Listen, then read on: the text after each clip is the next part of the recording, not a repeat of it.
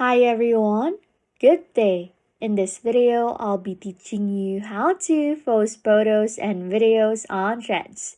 Okay, first things first, open up your Threads app. Make sure that the Threads app has access to your photo gallery.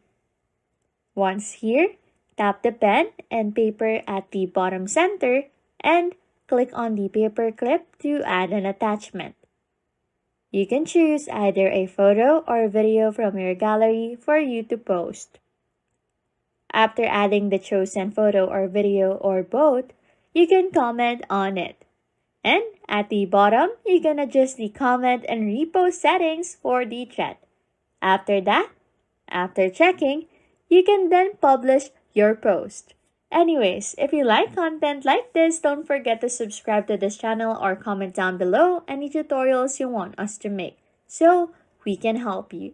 And that's it. You can now post photos and videos on Threads. Thanks for watching and happy scrolling.